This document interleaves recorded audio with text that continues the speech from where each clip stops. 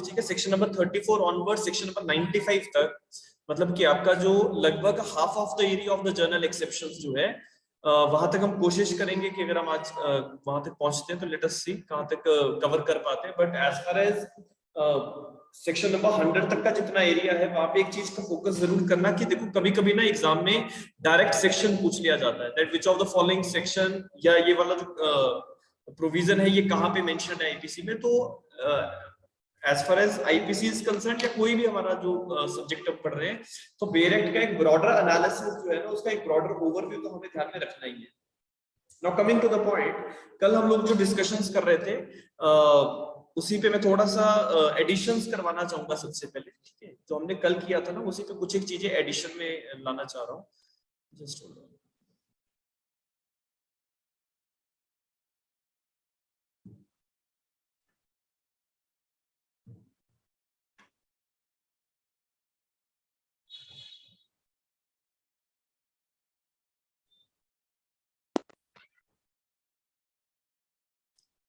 ठीक है, देखो जहां पे हम लोगों ने सेक्शन नंबर 27 डिस्कस किया था, सेक्शन नंबर 27 दैट इज अगर किसी व्यक्ति के वाइफ, सर्वेंट या क्लर्क के पोजीशन में कोई प्रॉपर्टी है तो वो उसी व्यक्ति के पोजीशन में मानी जाती है। तो वहां पे अगर आपके पास जगह है तो एक चीज लिख लीजिएगा सेक्शन नंबर 27 जहां पे आपने कल मेंशन किया था, that is a position means an intelligent position means an intelligent position।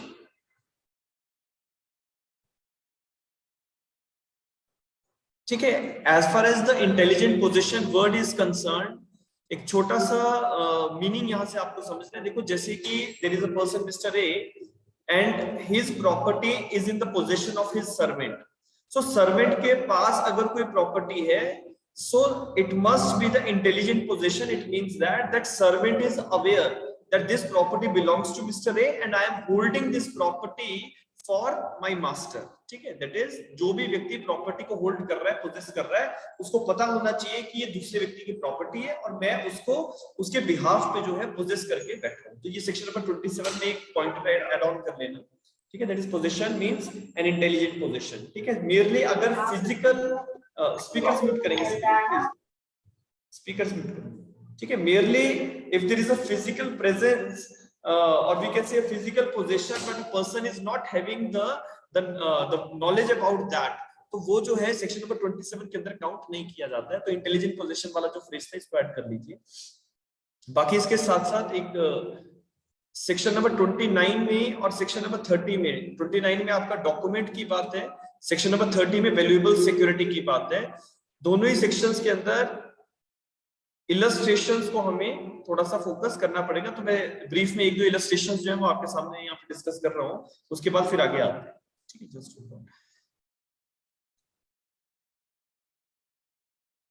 देखो डॉक्यूमेंट की जो डेफिनेशन है ना, डॉक्यूमेंट की डेफिनेशन के नीचे जो इलस्ट्रेशंस मेंशन्ड है, दीज आर वेरी इंपॉर्टेंट।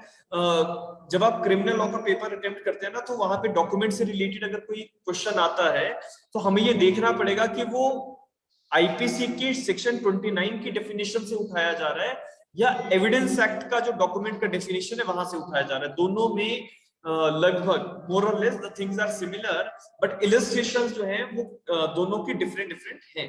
तो जिस सेक्शन नंबर 29 हमारा आईपीसी का डॉक्यूमेंट को डिफाइन करता है, उसी तरह से इंडियन एविडेंस एक्ट में सेक्शन नंबर 3 ये भी डॉक्यूमेंट को एक जगह पे डिफाइन करेगा। लेकिन as far as both the provisions are concern, दोनों का अपना अलग अलग डोमेन है, अलग अलग लॉज के अंदर ये चीजें हैं। सेक्शन नंबर 29 के इलस्ट्रेशंस की अगर हम बात करें तो कह रहा है writing expressing the terms of a contract which may be used as an evidence of the contract is a document. तो आपने कोई डॉक्यूमेंट बनाया, उसमें जो भी टर्म्स आपने ऐड ऑन करी है, those terms will be considered to be, जो भी रिटन एक्सप्रेशन है, that written expression will be considered to be a document.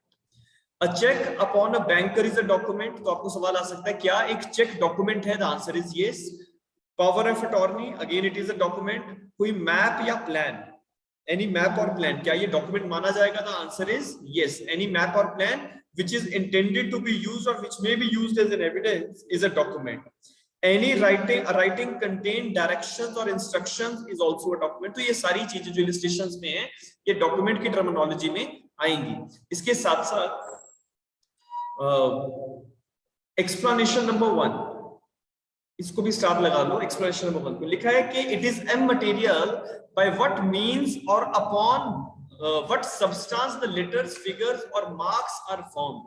ये जरूरी नहीं है कि जिस चीज के ऊपर कोई मार्किंग की गई है, कोई फिगर्स बनाए गए हैं, कोई लेटर्स आपने लिखे हैं, वो कोई किस तरीके का वो सब्सटेंस है, कोई कागज है या नहीं, it doesn't create any difference. सिर्फ एक चीज देखी जा रही है, ठीक है, कि आपने उसमें कुछ लेटर्स फिगर्स और मार्क्स जो हैं वो बनाए हैं, and whatever you are writing over there और whatever you are marking over there that is intended to used to be given as an evidence of that matter. ठीक है, कि वो जो चीज है कोर्ट के सामने या कहीं पे भी किसी साक्ष्य के रूप में, एविडेंस के रूप में रखी जा सकती है। और दूसरे एक्सप्लेनेशन का दूसरा हिस्सा भी समझ लेना, whether the evidence is intended for और may be used in the court of justice और नॉट, तो ये भी मटेरियल नहीं है। ठीक है, तो डॉक्यूमेंट को जर्नल सेंस में लिटरल मीनिंग जो है ना, इसका हमें उस तरीके से इसको लेके चलना है। We don't have to give it a rigid interpretation, इसका जो है रिजिड इंटरप्रिटेशन बिल्कुल नहीं होगा। एक्सप्लेनेशन के अकॉर्डिंगली दो चीजों को समझना है कि ये बिल्कुल मटेरियल नहीं है कि आपने किस सब्सटेंस के ऊपर, किस वस्तु विशेष के ऊपर लेटर्स फिगर्स मार्क्स जो हैं वो बनाए हैं। और ये भी बिल्कुल जरूरी नहीं है कि जो आप बना रहे हो आप ये सोच के बना रहे हो कि कल को इसे हम एविडेंस के तौर पे कोर्ट ऑफ जस्टिस में देंगे या नहीं देंगे। It is totally immaterial, totally immaterial. ठीक है, सो डॉक्यूमेंट की डेफिनेशन में जो इंपॉर्टेंट है वो है इसकी एक्सप्लेनेशन। तो एक्सप्लेनेशन को जरूर मार्क कर लेना। ठीक है, और इसके साथ साथ इसका जो एक एक्सप्लेनेशन नंबर 2 के नीचे एक इलस्ट्रेशन है वो आप लोग अपने एंड पे गो थ्रू करेंगे। ठीक है, ये वाला इलस्ट्रेशन जो है इसको एक बार पढ़ के सेक्शन नंबर 29 जहां पे आप अपनी कॉपीज पे बना रहे हैं ना, वहीं पे इस इलस्ट्रेशन के जो क्रक्स है, जो कीवर्ड्स है, उसको मेंशन करके जो है उसको लिख लेना। So thereafter section number 29 capital A जो बीच में कल हमने छोड़ा था, that is considered with the electronic records. देखो, इलेक्ट्रॉनिक रिकॉर्ड्स को लेके सेक्शन नंबर 29 कैपिटल ए से जो सवाल जनरली पूछा जाता है वो ये कि सेक्शन नंबर 29 कैपिटल ए हमारे आईपीसी में कब इंट्रोड्यूस किया गया था, कब इंसर्ट किया गया था। तो यहाँ पे लिख लेना, section number 29 capital A was inserted by the act number 21 of 2000। तो आपका जो आईटी एक्ट है, that is information and technology act, 17/10/2000। ठीक है, 17th of October 2000। ठीक है, तो इस डेट पे ये सेक्शन नंबर 29 कैपिटल ए जो है ये इंकॉर्पोरेट किया गया था, आईपीसी के अंदर इसको इंसर्ट किया। तो ये डेट जो है ये पूछ लेते हैं, सेक्शन नंबर 29 कैपिटल ए कब इंसर्ट हुआ। सो along with this, now देखो इसके साथ साथ ना सेक्शन नंबर 31 से लेके जो सेक्शन नंबर 33 तक का एरिया है वो सिर्फ आपको एक ओवरव्यू के तौर पे इसको रखना है। सिर्फ प्रोविजंस में क्या क्या चीजें आ रही हैं उतना हमें गो थ्रू करना है। इंटरनल कॉन्सेप्ट्स जो है इस एरिया से बिल्कुल नहीं पूछे जाते, इंटरनल कॉन्सेप्ट्स कुछ खास है ही नहीं। ठीक है, जैसे कि सेक्शन नंबर 31 में विल की बात है, सेक्शन नंबर 31 जो है वो विल की बात कर रहा है कि विल क्या होगी। तो will denotes a testamentary document. ठीक है, कोई भी टेस्टामेंट्री डॉक्यूमेंट है जिसमें एक व्यक्ति अपनी मूवेबल इमूवेबल प्रॉपर्टीज को टेस्टामेंट्री डिस्पोज ऑफ करना चाहता है तो that will be considered to be a will. लेकिन विल यहाँ पे दो तरीके की हो सकती है। देखो, I hope you people have gone through with the guardianship act etcetera, जो हमारा हिंदू गार्डियनशिप माइनॉरिटी वाला जो लॉ है उसके अंदर भी टेस्टामेंट्री विल को टेस्टामेंट्री डॉक्यूमेंट के अकॉर्डिंगली आप एक गार्डियन की अपॉइंटमेंट भी कर सकते हैं। तो कोई भी, ये जर्नल सेंस में यूज किया जा रहा है, it is not to be seen in reference to a particular subject. ठीक है, जर्नल सेंस में कि विल क्या है, तो कोई भी टेस्टामेंट्री डॉक्यूमेंट, कोई भी, कि ये टेस्टामेंट्री डॉक्यूमेंट कब इन्फोर्स होता है, it is enforceable after the death of testator. जिस व्यक्ति ने ये डॉक्यूमेंट बनाया है, आप लोग लिख लेना सेक्शन नंबर 31 के अंदर, नंबर 1 एक तो ये टेस्टामेंट्री डॉक्यूमेंट की बात कर रहा है, and number 2 a testamentary document comes into force after the death of the maker of document। ठीक है, सो जो क्वेश्चन बनता है वो इस तरह से, that which of the following provision of IPC states that a document comes into force after the death of the maker of the document. तो सेक्शन नंबर 31 से रिलेट किया जाएगा, बिकॉज सेक्शन नंबर 31 जो है वो टेस्टामेंट्री डॉक्यूमेंट्स की बात करता है. Now after this section number 32, 33, ठीक है, दोनों ही ये जो सेक्शंस हैं, इनमें एक जो कॉमन एलिमेंट जो हमें समझना है वो ये कि देखो आईपीसी में ना जहां जहां पे वर्ड एक्ट यूज किया जाता है, जहां जहां पे, ठीक है, that is a person does an act with the intention of causing death of the other person. जैसे सेक्शन नंबर 299 है, सेक्शन नंबर 300 है, अलग अलग जगह पे आपको ये एक्ट वर्ड मिलेगा. सो एक्ट में इम्प्लाइडली एक और वर्ड साथ में चलता है, that is the illegal omission. Illegal omission. अब ये इलीगल ओमिशन क्या है, ये अपने आप में बहुत इन डेप्थ में पढ़ने वाला टॉपिक है, but the point is number 1, act includes illegal omissions. ये कहां पे मेंशन है? सेक्शन नंबर 32 के अंदर, ठीक है. अगर आपको सवाल आता है कि act includes illegal omissions where it is defined in IPC, so section number 32 will tell you that act includes illegal omissions. मैं इसको बस एक छोटे से एग्जांपल से आपको समझाता हूं कि जैसे हम कहते हैं कि मान लीजिए मिस्टर ए ने बी को शूट किया, ठीक है, mister A killed B. So the moment A fired upon B, A fired upon B, तो हम कहेंगे there is the act of A, there is the act of A, ठीक है. So because A had did something by which B dies, तो ये इसका एक positive act है, ठीक है, पॉजिटिव एक्ट है. आईपीसी के सेक्शन नंबर 299 के अंदर या सेक्शन नंबर 300 के अंदर ये एक्ट जो है which is likely to cause the death of the person, तो हम मिस्टर ए को मर्डर या culpable homicide not amounting to murder के लिए चार्ज कर सकते हैं. सिमिलरली मान लीजिए देयर इज अ नर्स, ठीक है, now this nurse is under a duty to take care of this particular child. मान लीजिए ये 2 दिनों का बच्चा है, 2 days ओल्ड चाइल्ड, इन्फेंट है. अब इस नर्स की ड्यूटी है कि आपको इस इन्फेंट का ध्यान रखना है, but the nurse does not take care of the child and because of which this child dies. ठीक है, तो अब यहाँ पे नर्स ने कोई पॉजिटिव एक्ट किया? The answer is no. तो वैसे तो अगर पॉजिटिव एक्ट नहीं है तो हम कहेंगे सेक्शन 299 अप्लाई नहीं होता है, लेकिन सेक्शन 32 कह रहा है ना that act includes illegal omissions. It includes illegal omission. तो अगर किसी काम को करने के लिए, किसी चीज को करने के लिए you are legally bound to do. मैं साथ में ना सेक्शन नंबर 43 को रिलेट कर रहा हूं. सेक्शन नंबर 43 कहता है कि इलीगल हम किसे मानते हैं, ठीक है, या इलीगल ओमिशन किसे कहा जाएगा. तो जिस चीज को करने के लिए आप बाउंड हो और वो चीज अगर आप ओमिट कर दें, उसको छोड़ दें, उसका ध्यान ना रखें, at that point of time उसको हम इलीगल ओमिशन जो है वो कहते हैं. तो ओमिशन करना लायबल आपको नहीं बनाता है. अगर आपका ओमिशन इलीगल नेचर का है then it will make you liable and therefore section number 32 के अकॉर्डिंगली हमें इस चीज को समझना पड़ता है. बहुत बार ऐसे सवाल आते हैं कि एक जैसे लाइफ सेवर है, जैसे मान लो स्विमिंग पूल है या कोई बीच है, उस बीच में एक व्यक्ति की ड्यूटी है कि अगर कोई समुद्र में या स्विमिंग पूल में डूब रहा है तो उसको बचाना है, ठीक है. तो that is a person's duty to save the person whosoever is drowning. जो भी व्यक्ति वहां पे डूब रहा है उसको बचाना उस लाइफ सेवर की जिम्मेवारी है. तो अगर वो ऐसा नहीं करता, इसका मतलब अगर वो ब्रीच ऑफ ड्यूटी करता है, so that will be considered to be illegal omission on the part of that person. तो ये जो इलीगल ओमिशन है इसके बेसिस पे भी व्यक्ति की लायबिलिटी डिसाइड हो जाती है. सो कभी भी ऐसे ओमिशन वाले सवाल अगर आए तो मान लीजिए आपको लगता है कि एक व्यक्ति की डेथ हुई है, आपको एक्यूज को लायबल करना है, लेकिन एक्यूज ने कोई पॉजिटिव एक्ट तो किया नहीं, एक्यूज ने ओमिशन किया है. और अगर जो चीज को ओमिट किया गया, जिस चीज को ओमिट किया गया वो करने के लिए वो लीगली बाउंड था, तो उसका ओमिशन इलीगल काउंट किया जाएगा.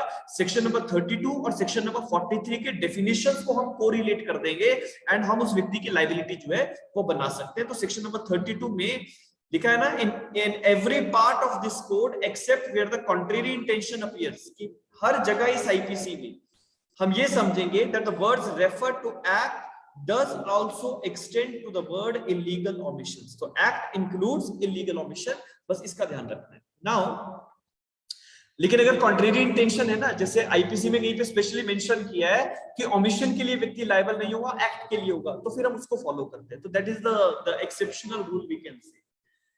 आईपीसी में जहां जहां पे सेक्शन नंबर 33 कहता है कि जहां जहां पे एक्ट वर्ड यूज किया गया है वहां पे सीरीज ऑफ एक्ट्स भी साथ में आएंगे। ठीक, act denotes, the word act denotes as well as the series of act as a single act. तो अगर एक व्यक्ति ने series of transaction, series of act में, सीरीज ऑफ ट्रांजैक्शन में मल्टीपल चीजें की है तो वो उसका सिंगल एक्ट माना जाता है, सिंगल एक्ट। ठीक है, जैसे एक व्यक्ति ने थेफ्ट कमिट करना है, थेफ्ट कमिट करने के लिए उसने एक घर में जो अलमीरा है, अलमीरा को तोड़ा, तो अलमीरा को तोड़ना जो है वो मिसचिफ का ऑफेंस है और उसके अंदर थेफ्ट कमिट करना एक अलग अपराध है। लेकिन क्योंकि हम एक एक्ट को देख रहे हैं और series of transaction, series of act में चीज हो रही है, तो that will be considered to be a single act. ठीक है, single act. I hope it is clear. Section number 31, 32, 33 but simple से प्रोविजंस है, सिर्फ आपने कॉपीज में जो मैं लाइनर्स, वन लाइनर्स दे रहा हूं वो समझते जाना है। विल में it includes the testamentary documents only. 32 illegal omissions की बात कर रहा है कि जहां पे भी आईपीसी में एक्ट वर्ड यूज किया है वहां पे हम इलीगल ओमिशन वर्ड को भी समझते हैं। सेक्शन नंबर 33 कह रहा है कि अगर एक एक्ट हुआ है, series of transaction, series of act साथ में हो रही है, तो वो सारी सीरीज ऑफ एक्ट जो है वो सिंगल एक्ट आईपीसी के दरमियान मानी जाती है। तो these are the general things which we have to understand. Copy में बस इतना सा आपने लिख लेना है कि सेक्शन नंबर 31, 32, 33 इस चीज की बात कर रहा है। इसके साथ साथ coming to the important area now, that is section number 34 till section number 38। देखो 34 से लेके 38 तक का जो एरिया है, it is not only important as far as the prelims are concern, rather it is also important from the mains point of view. दोनों तरीके से सेक्शन नंबर 34, 35, 38 से रिलेटेड जो सवाल है, 35, 6 एक्सेट्रा से वो पूछे जाते हैं। So we have to understand that what kind of questions can come in the examination. ठीक है, उन पे आते हैं। देखो एनी वन ऑफ यू, मैं कुछ एक सवाल यहाँ पे रेज करूंगा, you people please tell me the answer. ठीक है, ये आपके पास कमेंट बॉक्स है ना, वहां पे यस और नो करके जो भी मैं सवाल पूछ रहा हूँ उसका आंसर जो आपको लगता है होना चाहिए वो दीजिए।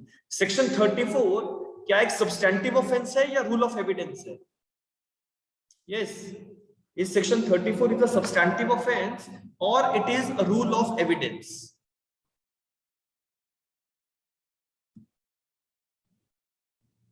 ठीक है, सो मेरे पास रूल ऑफ एविडेंस जो है वो ज्यादातर लोग दे रहे हैं।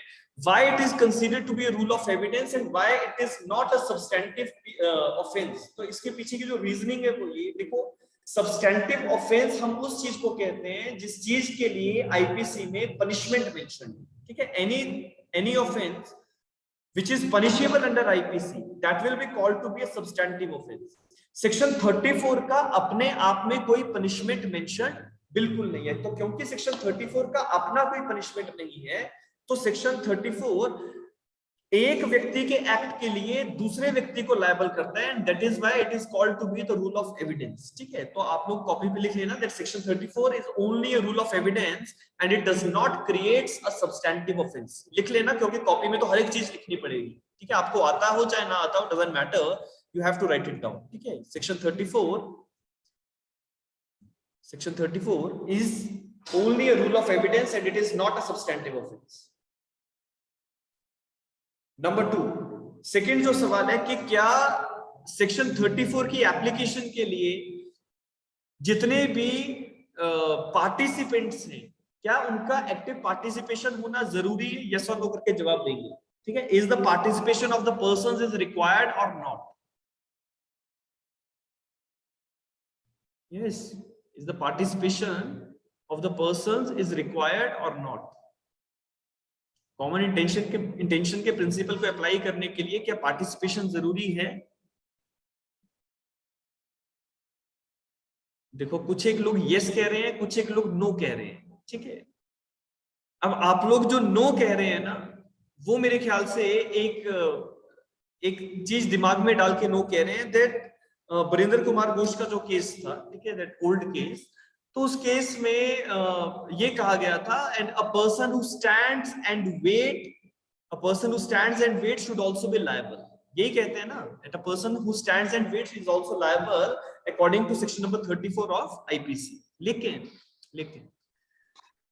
देखो दो चीजें समझनी है, जितने भी लोग नो कह रहे हैं, ठीक है, मैं उनके लिए खासकर कह रहा हूं। देखो एक्टिव पार्टिसिपेशन जो है उसकी जब हम बात करते हैं तो active participation is required, but जैसे सुष्मिता कह रही है एक्टिव इज नॉट रिक्वायर्ड। देखो दो चीजें समझना, पार्टिसिपेशन दो तरीके से हो सकता है, one is the physical participation, one is the mental participation. ठीक है, when you are physically participating और you are mentally participating, your participation is active, your participation is active because ultimately somewhere you are having that criminal behavior. Section number 34 na, section number 34, just hold on.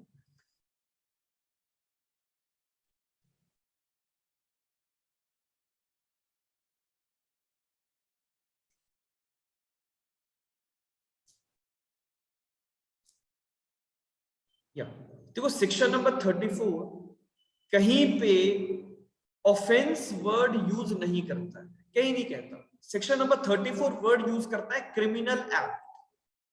ठीक है, criminal act.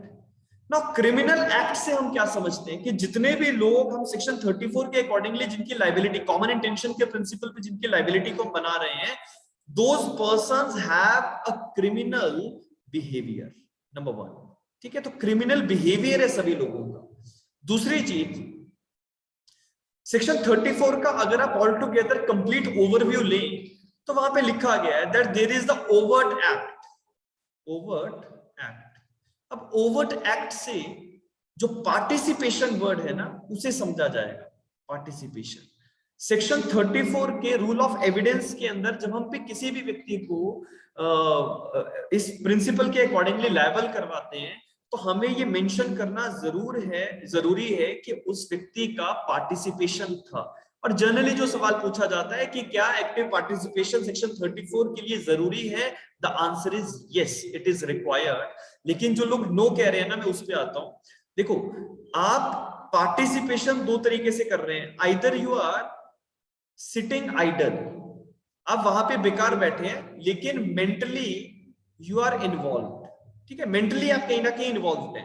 और दूसरा है कि आप physically कुछ कर रहे हैं, you are doing something physically. चाहे आप बेकार बैठे हो लेकिन मेंटली आप इन्वॉल्व हैं, या फिर आप फिजिकली कहीं ना कहीं कुछ एक्टिविटी कर रहे हैं, दोनों में ही आपकी एक्टिवनेस जो है ना, मेंटल एक्टिवनेस, वो दिख जाती है। सो सेक्शन 34 के बेसिस पे कभी भी अगर सवाल आता है that is participation is required, the answer should be yes, participation is required. ठीक है, तो मैं यहीं से चलो कुछ एक सवालों पे आते हैं। Let us discuss some questions over here. देखो पहला सवाल है, ग्रुप लायबिलिटी मेरे ख्याल से आप लोग समझते हैं। ग्रुप लायबिलिटी वो चीज है जहां पे एक या एक से ज्यादा लोगों ने किसी ऑफेंस को करने के लिए पार्टिसिपेशन किया है और सभी लोग जो हैं उस चीज के लिए लायबल होते हैं, तो that will be considered to be the principle of group liability.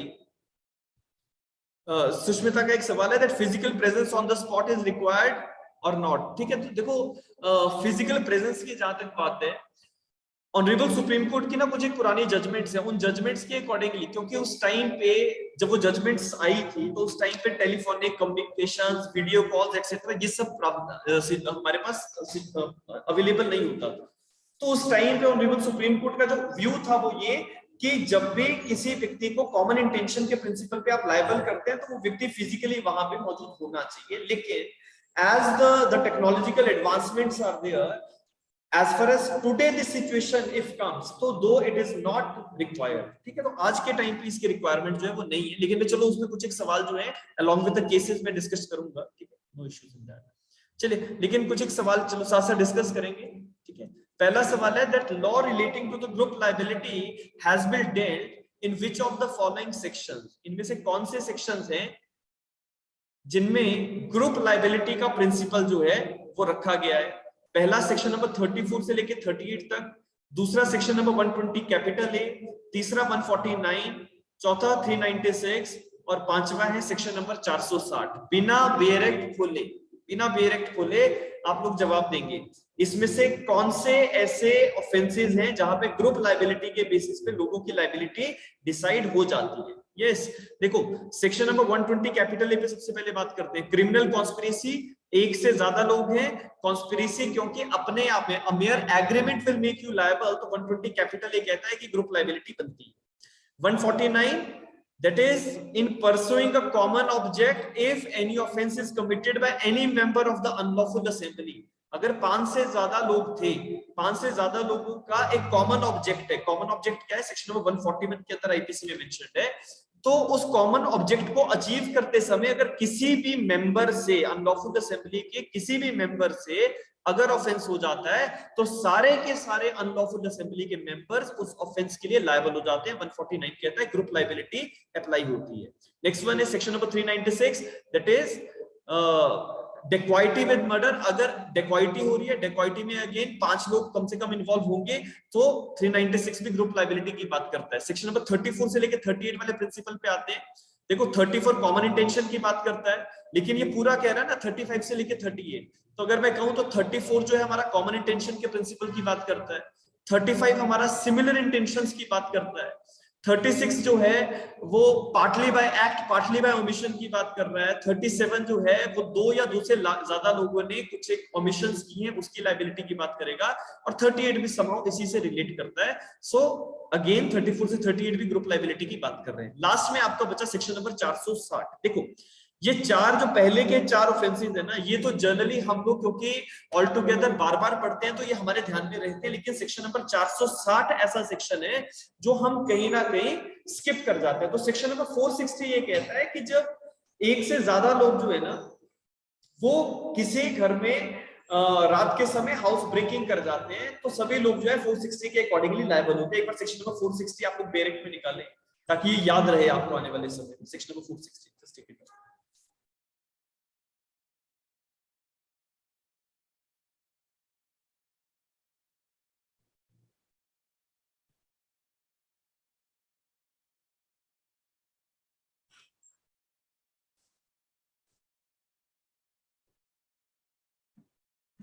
देखो कह रहा है all persons jointly concerned in lurking house trespass. Lurking house trespass मतलब छुप के घर के अंदर एंटर करने की कोशिश करते हैं, और हाउस ब्रेकिंग बाय नाइट और punishable with death grievous hurt caused by any one of them। तो एक भी व्यक्ति अगर कुछ करता है, so the liability will be of every person। ठीक है, अब लाइबिलिटी कितनी है, दैट इज ये नीचे लिखा है, the person shall be punished with imprisonment for life और either description for a term which can extend up to 10 years etcetera. So this is the particular offense which is also related to the issue of group liability। group liability तो इसका मतलब हमारे question के अंदर जितने भी ये situations रखी गई हैं सारी ही ग्रुप लाइबिलिटी की बात करती हैं।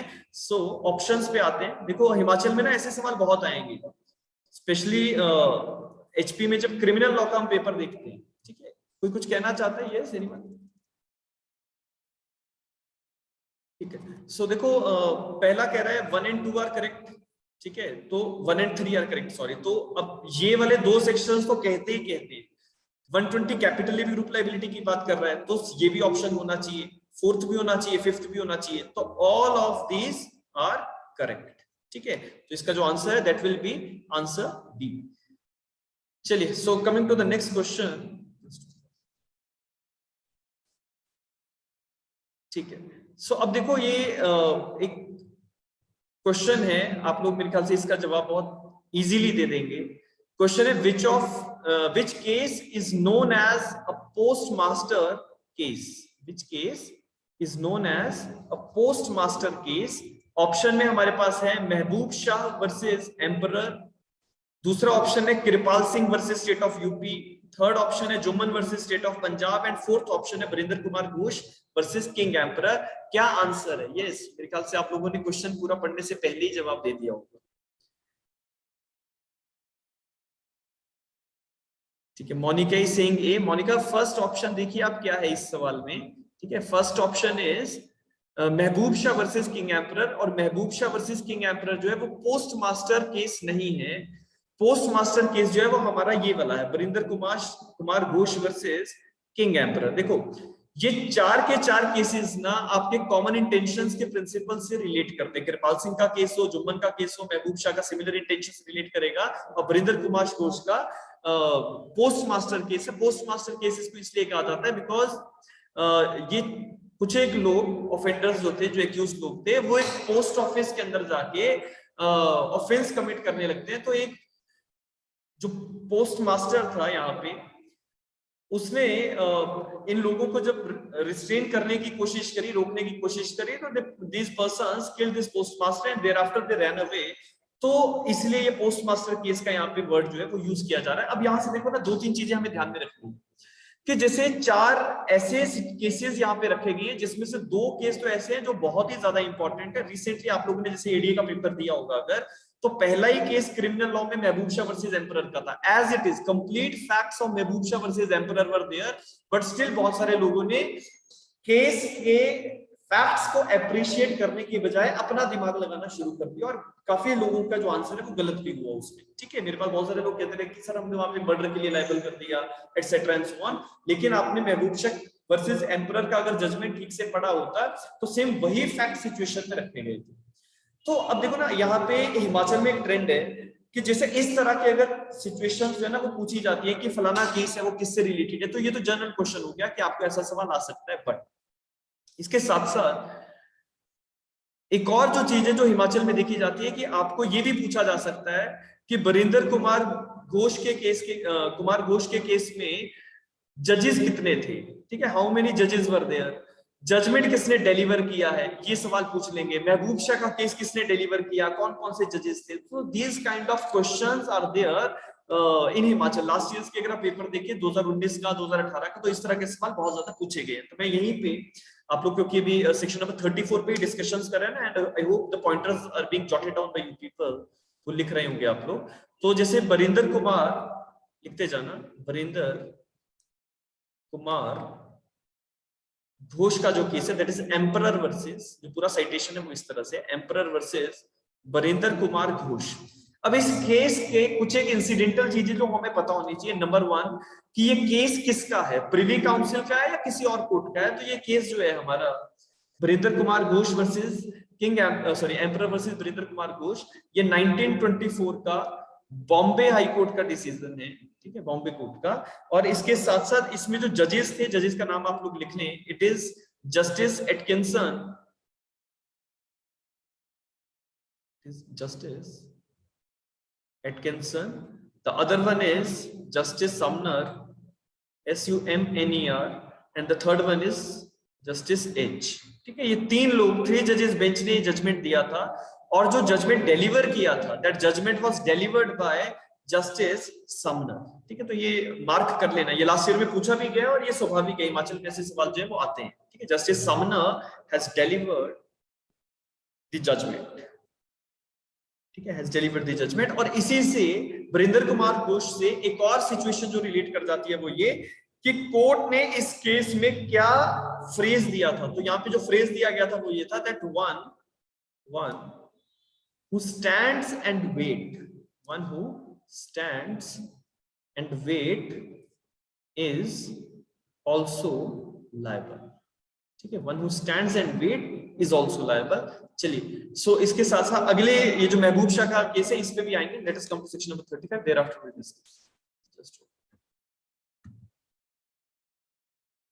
ठीक है, देखो आपने जैसे सवाल पढ़ा ना, मैंने देखा कि जैसे आपने सवाल पढ़ा, अब आपने महबूब शाह का केस भी पढ़ा हुआ है और बरिंदर कुमार घोष वाला केस भी आपने देखा है, तो आपको इमीडिएटली जब हम एग्जामिनेशन हॉल में बैठे होते हैं तो हमें ये लगता है कि बस जो पहला सवाल ऑप्शन दिया गया यही आंसर होगा, लेकिन we have to go for all the options which are given. कभी कभी हमारा जो माइंड है ना वो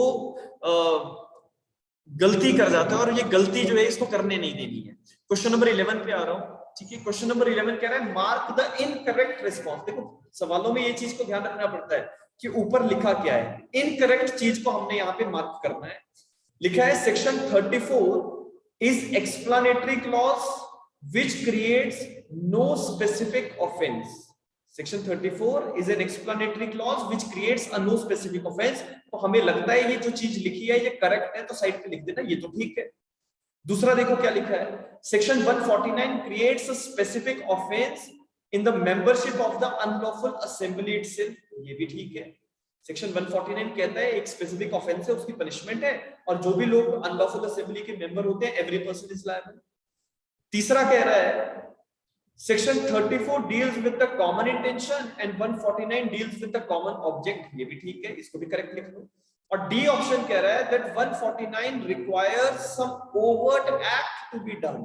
149 requires some overact to be done, ये इनकरेक्ट है, ये इनकरेक्ट है, क्योंकि सेक्शन 149 में लोगों का पार्टिसिपेशन जरूरी है, लोगों के द्वारा कोई एक्ट जरूरी नहीं है, व्यक्ति सिर्फ अनलॉफुल असेंबली का मेंबर होना चाहिए, ठीक है, उसकी जो पार्टिसिपेशन है वो सिर्फ मेंबरशिप तक है, उसे आगे उसने शायद कुछ ना किया हो, and this thing will make the person liable under section 149। तो यहाँ पे ये जो लिखा है ऑप्शन नंबर डी, ये हमें इनकरेक्ट लगता है, ठीक है, तो आपने इसे मार्क करना है, ठीक है, तो this is the correct answer for this. देखो हम लोग मेंस में ना कभी कभी लिखने में बहुत अच्छे होते हैं, लेकिन ऑब्जेक्टिविटी में गलतियां करते हैं, ठीक है, सो ऑब्जेक्टिविटी जो है उसको तो इम्प्रूव करना ही है, वही हम लोग करने यहाँ पे बैठे हैं, ठीक है। चलो अगला जो सवाल है वो हार्बर एटसेट्रा से रिलेट करेगा, तो उस पर बाद में आते हैं। Let us do with some other provision, जैसे हम बेयर एक्ट को भी फॉलो कर ही रहे हैं, तो whatever the important areas to be covered with this, उस पे आ जाते हैं। देखो कॉमन इंटेंशन के ऊपर एक तो हमारा बेसिक जो केस है that is Barinder Kumar Ghosh versus emperor versus Barinder Kumar Ghosh का जो केस था, ये कॉमन इंटेंशन पे बेसिक सवाल पूछ लिया जाता है, लेकिन देखो ना ये तो सभी को आता है, तो एग्जामिनर आपसे ये पूछ सकता है कि Anil Sharma versus state of Jharkhand किससे रिलेट करेगा, तो Anil Sharma versus state of Jharkhand जो है it is also related with section number 34, ठीक है, Anil Sharma versus state of Jharkhand it is related with section number 34, और यहाँ पे अनिल शर्मा में जो मेन पॉइंटर था उसको आप लिख लें, राइट डाउन दैट सेक्शन 34 लिखते जाएंगे, section 34 is applicable, section 34 is applicable even if no injury, section 34 is applicable even if no injury has been caused by a particular person, कि अगर एक व्यक्ति ने कोई भी इंजरी कॉज नहीं की है तब भी उसको 34 के अकॉर्डिंगली हम ऑफेंस के लिए लायबल कर सकते हैं। No injury has been caused by a particular person, full stop, ठीक है। इसके साथ साथ एक और केस है जिसमें जो व्यू पॉइंट था वो सेम ही है जैसा अनिल शर्मा में था, that is Chaman and another versus state of Uttaranchal, Chaman and another versus state of Uttaranchal. ये आज के टाइम पे उत्तराखंड है, लेकिन जब जजमेंट आया था तो 2009 का जजमेंट है, तो उस टाइम पे ये उत्तरांचल हुआ करता था। तो सेम यही पॉइंट है कि जरूरी नहीं है कि जिस व्यक्ति के ऊपर आप 34 के अकॉर्डिंगली उसको लायबल कर रहे हो उस व्यक्ति ने कोई इंजरी कॉज करी हो, इट इज नॉट रिक्वायर्ड, ठीक है। अब ये जो जजमेंट्स में यहाँ पे रेफर कर रहा हूँ ना, देखो होता क्या है कि मोस्ट ऑफ द टाइम्स जैसे मान लो कोई हिमाचल वाले तो ऐसा खासकर बहुत ज्यादा करते हैं कि झारखंड का पेपर हुआ मान लो, तो झारखंड के क्वेश्चन पेपर से 4-5 सवाल उठा के एचपीजीएस में डाल देंगे, ठीक है। तो हमने जितने भी केस लॉज हम यहाँ पे रेफर करेंगे ना, ये वही केसेस हैं जो किसी समय पे किसी एग्जाम में अलग अलग स्टेट्स में जो है वो पूछे गए। सारे केसेस देखो ना, हम कमेंट्री यहाँ पे कंसोलिडेट नहीं करेंगे, हमें ये देखना है कि स्ट्रेटेजिकल प्रिपरेशंस के लिए किस तरीके से सवाल बनाए जाते हैं। तो मोस्ट ऑफ द टाइम्स आप जैसे उत्तराखंड का पेपर है तो यूपी में ऐसे सवाल पूछ लेंगे, झारखंड का पेपर हुआ था तो हिमाचल के 2015 के एग्जाम में झारखंड के बहुत सारे सवाल उठाए गए थे, तो ऐसे ऐसे सवाल पूछ लेते हैं।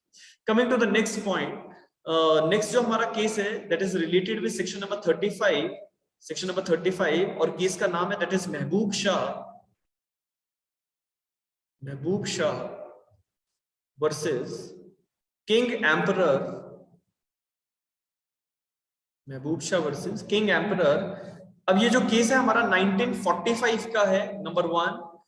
ये पूछ लेते हैं कि महबूब शाह वर्सेस किंग एम्परर का केस कब पास हुआ था, तो 1945 में। दूसरा सवाल, किसने ये जजमेंट दिया, प्रिवी काउंसिल ने, पीसी लिखेंगे, privy council. Mahboob Shah versus king emperor के केस में जजेस कौन थे, तो जजेस का नाम लिखेंगे that is Madhavan Nair, NAIR, Madhavan Nayyar justice.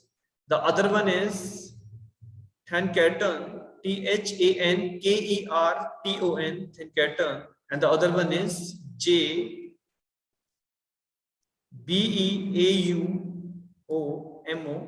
J Beaumont, MONT, BEAUMO, ओ नहीं आएगा, MO, दोबारा से लिख देता हूँ, इज BEAUMONT, ब्यूमॉन्ट, जस्टिस ब्यूमॉन्ट।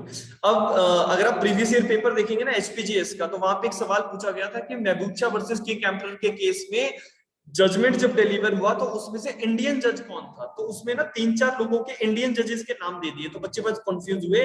तो असली जो ऑप्शन था that was Madhavan Nair justice. अब माधवन नैयर जस्टिस जो है, इन्होंने ही महबूब शाह का केस जो था, वो जजमेंट जो था वो डिलीवर भी किया था। तो यहाँ पे लिख लेना that Madhavan Nair justice had delivered the judgment of Mahboob Shah versus king emperor. ठीक है, जजमेंट के जो ऑथर है वो ये है।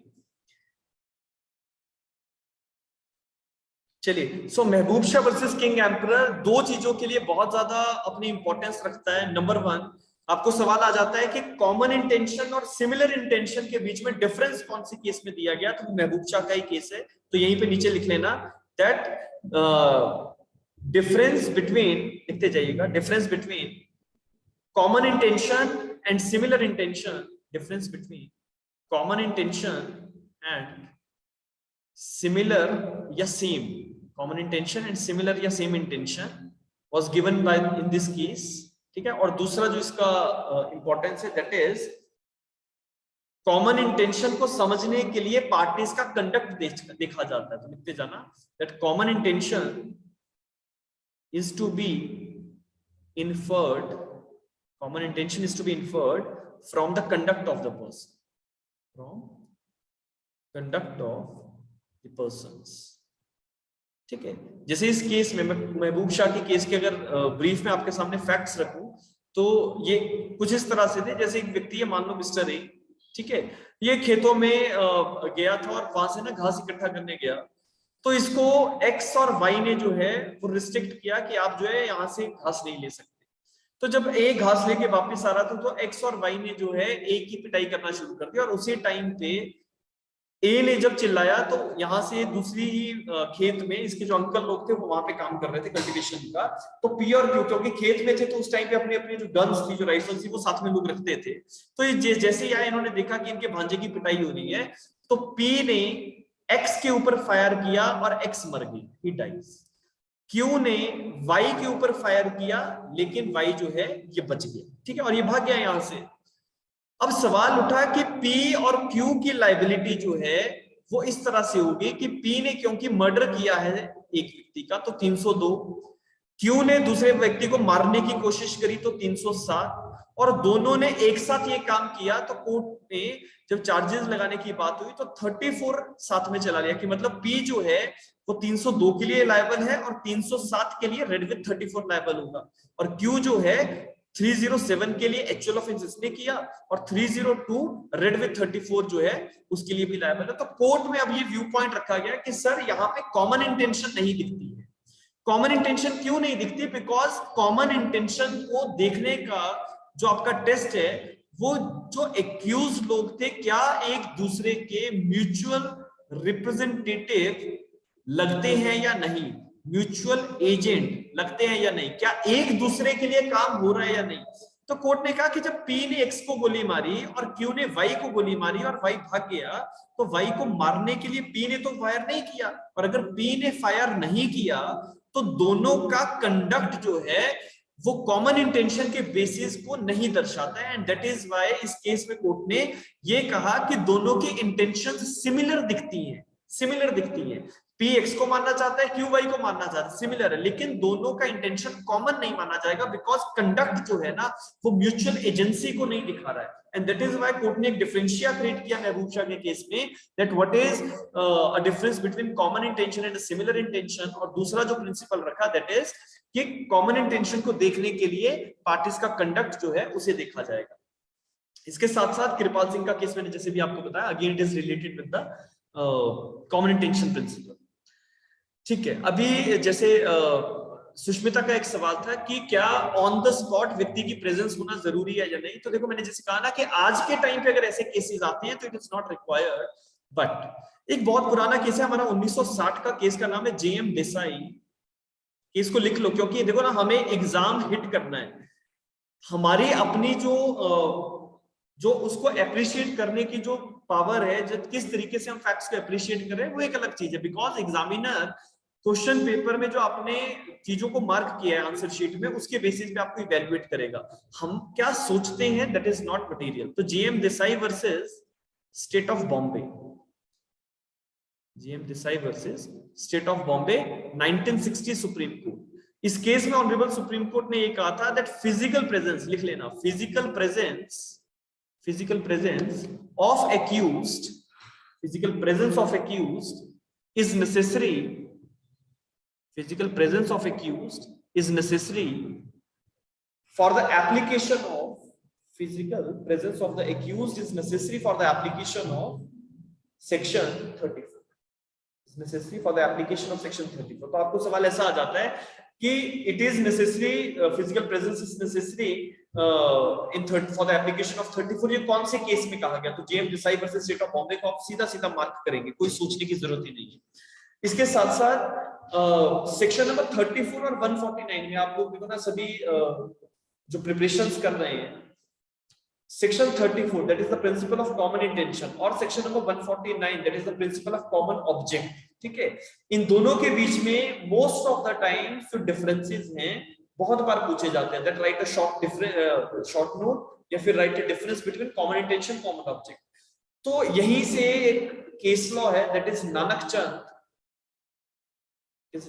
चंद versus state of Punjab, Nanak Chand versus state of Punjab. अब Nanak Chand versus state of Punjab का जजमेंट 1953 का है सुप्रीम कोर्ट का। इस केस में कोर्ट ने कॉमन इंटेंशन और कॉमन ऑब्जेक्ट के बीच में डिफरेंसेस जो हैं वो दिखाए। ठीक है, कि क्या डिफरेंस है एक्चुअली कॉमन इंटेंशन और कॉमन ऑब्जेक्ट के बीच में। So Nanak Chand versus state of Punjab की जो इंपॉर्टेंस है वो ये that it will tell you that what is the difference between common intention and common object.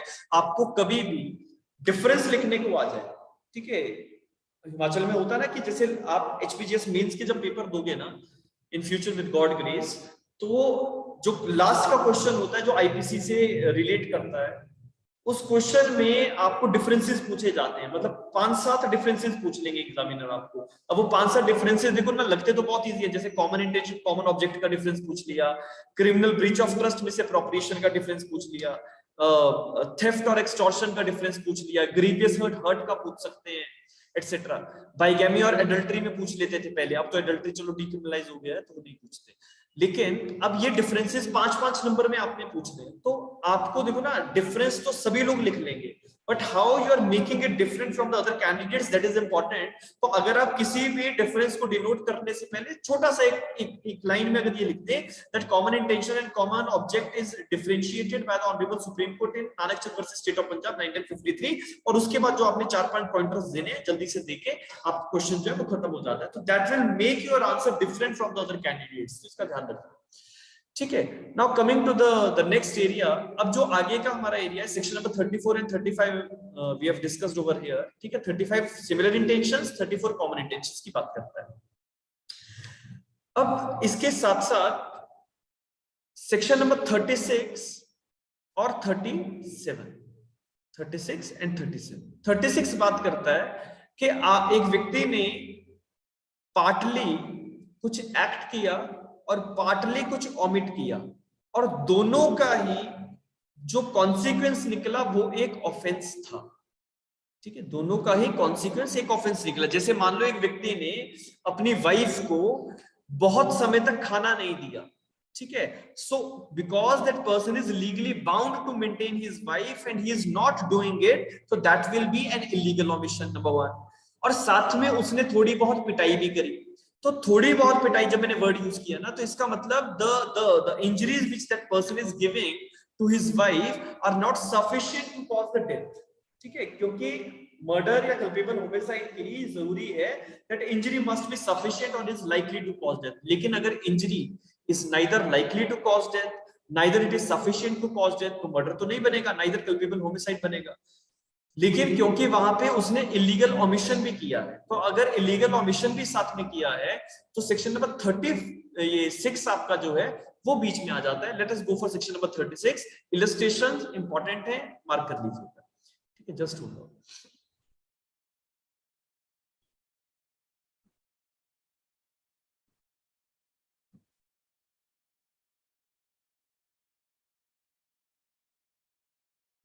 Yeah, section number 36. I'm reading the illustration firstly. लिखा है that A intentionally causes Z's death. अब Z की death उसने करी कैसे?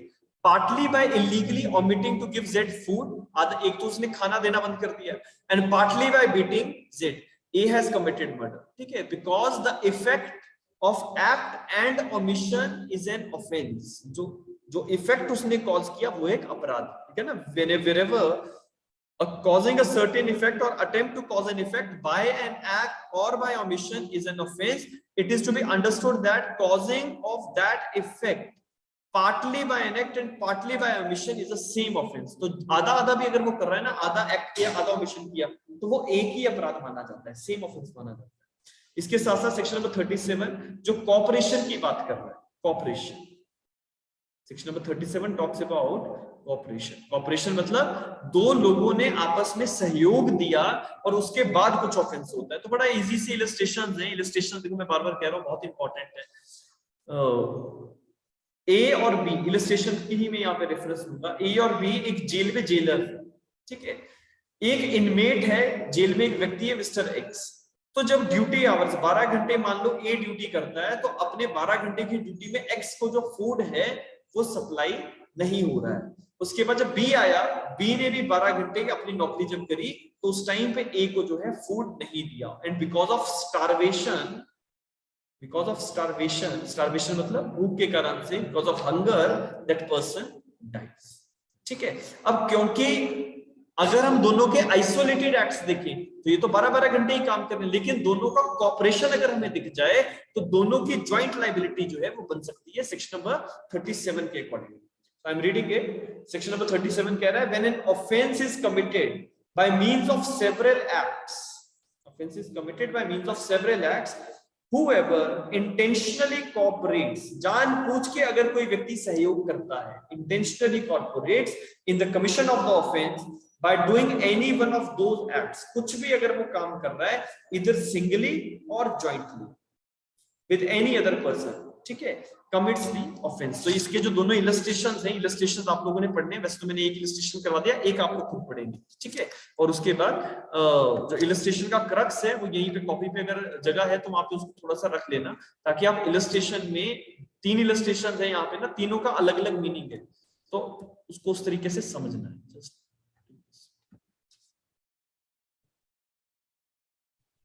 देखो, एक तो ये वाला इलस्ट्रेशन जो है ना, ये हमने डिस्कस किया जेलर वाला, ठीक है। इसी के साथ साथ इलस्ट्रेशन नंबर ए और इलस्ट्रेशन नंबर सी, इनको भी अगर आप देखना चाहें तो देख सकते हैं। मैं चलो पढ़ ही लेते हैं यहाँ पे, ठीक है। Let us go for this. लिखा है A and B agree to murder Z by severally और at different times giving him small doses of poison. A और बी ने जेड को मारना है और कहा कि अलग अलग थोड़ा थोड़ा पॉइजन जो है इसको देते रहेंगे। A and B administer the poison according to the agreement. Z dies from the effect of several doses of poison so administered. तो जो इसको पूरा का पूरा पॉइजन की जो डोजेस मिली उसके कारण से उसकी डेथ हो जाती है। लिखा है A and B intentionally cooperate in the commission of the murder as each of them does an act with by which the death is caused. They both are guilty of the offense, though their act are separate. दोनों अलग अलग समय पे काम कर रहे हैं, लेकिन क्योंकि इंटेंशनली कोऑपरेट कर रहे हैं तो दोनों ही मर्डर के लिए सेक्शन 302 रेड विद 37 लायबल हो जाएंगे। इसके साथ साथ इलस्ट्रेशन नंबर सी भी देख लो। A jailer has the charge of Z a prisoner. A intending to cause Z's death intentionally omits to supply food, in consequence of which Z is much reduced to strength. खाना ना खाने के कारण से वो बहुत ज्यादा कमजोर हो जाता है, but starvation is not sufficient to cause death. A is dismissed from his office. A को नौकरी से निकाल दिया। B बाद में आता है without collusion or cooperation with A. A और B का कोई मिली भगत नहीं है। Illegally omits to supply food to Z. ठीक है, अब देखो, A जो जेलर था इसने इस इनमेट को मिस्टर Z को खाना नहीं दिया। Z जो है बहुत ज्यादा कमजोर हो गया खाना ना खाने के कारण से, उसके बाद A को जो है नौकरी से निकाल दिया। बाद में B आया, B ने भी Z को खाना देना बंद कर दिया, ठीक है, जिसके कारण से Z की डेथ हुई। सो A जो है, क्या उसने मर्डर किया? The answer is no. A will be liable for attempt. A will be liable for attempt, क्योंकि उसको तो ऑफिस से डिसमिस कर दिया।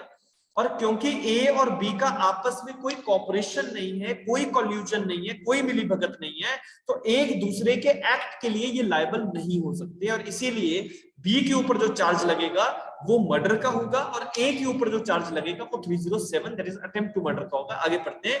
That without collusion or cooperation with A, illegally omits to supply Z with food, knowing that he is likely thereby to cause his death, Z dies of hunger. B is guilty for murder. ठीक है, B जो है वो murder के लिए liable, but as A did not cooperate, A is guilty only for the attempt to commit murder. ठीक है, तो ये डिफरेंस है। अब आपने दोनों सिचुएशंस देखी, इलस्ट्रेशन नंबर बी भी देखा, सी भी देखा, दोनों में एक जैसे फैक्ट्स रखे गए हैं। एक जैसे फैक्ट्स मतलब कि दोनों में ही जेलर की बात हो रही है, दोनों में ही प्रिजनर की बात हो रही है। तो अगर आपने सिर्फ एक इलस्ट्रेशन देखा और उसी इलस्ट्रेशन के बेसिस पे आपने जो है अपना माइंड फ्रेम कर लिया तो गलती हो जाएगी। तो इंपॉर्टेंट फैक्टर क्या है जो ये डिसाइड करता है कि दोनों लोग लायबल होंगे या नहीं? That is intentionally you are cooperating with the other person और नॉट। तो ये बहुत इंपॉर्टेंट है। नाउ देखो, मैं एक छोटा सा सिचुएशन यहां पे ड्राफ्ट करके देता हूं। इस सिचुएशन में सेक्शन नंबर 34, सेक्शन नंबर 35 और सेक्शन नंबर 38 को मैं यहां पे साथ में ला रहा हूं। Section number 34, 35 and section number 38। और इसी के साथ साथ आपका ये जो एरिया है, इससे जितने भी प्रोबेबल क्वेश्चंस होते हैं वो हमारे कवर हो जाते हैं। 34, 35 एंड 38 इन तीनों को एक साथ पढ़ा जाता है। ठीक है, कैसे पढ़ा जाएगा उस पे आते हैं। जैसे मान लो there is a person mister X, इसकी बहुत सारे लोगों के साथ दुश्मनी है। ए और बी वो दो लोग हैं। ठीक है, एक व्यक्ति सी नाम का है, एक व्यक्ति डी नाम का है और एक व्यक्ति ई नाम का है। 5 लोग हैं। ठीक है, ए और बी ने एक दूसरे के साथ अपनी इंटेंशंस को शेयर किया और कहा कि हम एक्स को जो है मारेंगे। ठीक है, विल किल एक्स, मारेंगे। ठीक है, सी जो है ये भी एक्स को मारना चाहता है। ठीक है, C also want to kill x.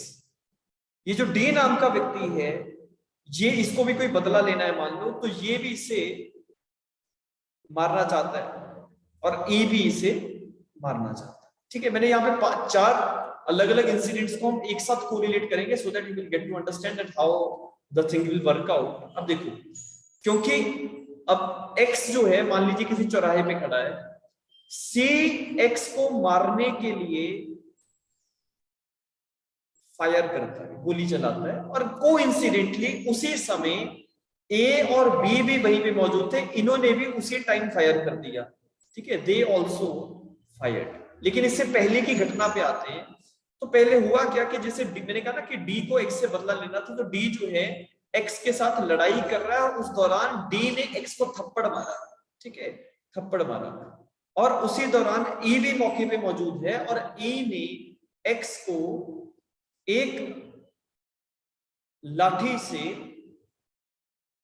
Face पे इंजरी कॉज करी। ठीक है, तो ये 4 इंसिडेंट्स हो रहे हैं एक साथ। X is the victim, D के, मैं दोबारा से रिपीट कर रहा हूं, डी नाम के व्यक्ति के साथ एक्स का झगड़ा हो रहा है। ठीक है, डी ने एक्स को थप्पड़ मारा, इसने ज्यादा कुछ नहीं किया। उसके बाद वहां पे ई भी खड़ा था, ई कहता है कि मैं भी अपना बदला ले लेता हूं। ई जाता है और ई एक्स को फेस पे एक लाठी ब्लो देता है, जिसके कारण से उसके फेस से खून निकलता है, इंजरी आ जाती है। और उसी टाइम सी अपनी तरफ से फायर कर रहा है, उसने एक्स को मारा और ए और बी ने भी फायर किया और एक्स मर गया। Now if you see over here, every person is doing an individual act. ठीक है, हर व्यक्ति अलग अलग चीज कर रहा है। जब हम लाइबिलिटी की बात करते हैं तो लाइबिलिटी कैसे डिसाइड होगी? देखो, क्योंकि डी का कोई कॉमन इंटेंशन नहीं है, तो डी ने जो किया वो उसके लिए लायबल होगा, क्योंकि इसने सिंपल हर्ट कॉज किया है तो 323 लगा दो। मिस्टर ए ने लाठी से फेस पे इंजरी कॉज करी, मान लो वो ग्रीवियस हर्ट की डेफिनेशन में फॉल करता है तो 325 लगा लो। सी ने जो है फायर किया और ए और बी ने भी फायर किया। अब हमें नहीं पता कि इन लोगों के गोली चलाने से किस बुलेट इंजरी से एक्स की डेथ हुई, वी डोंट नो दिस। लेकिन सी का और ए और बी का इंटेंशन जो है वो सिमिलर है, सिमिलर, ठीक है। तो ए और बी इनकी लाइबिलिटी तो बन जाएगी 302 रेड विथ 34, क्योंकि कॉमन इंटेंशन था दोनों का, ये एक्स को मारना चाहते थे। सी नाम का जो व्यक्ति है उसका किसी के साथ इंटेंशन शेयर नहीं हुआ है, लेकिन उसकी इंटेंशन सिमिलर थी, वो भी एक्स को मारना चाहता था, लेकिन हमें नहीं पता कि सी के गोली चलाने से एक्स मरा है या ए और बी से मरा है।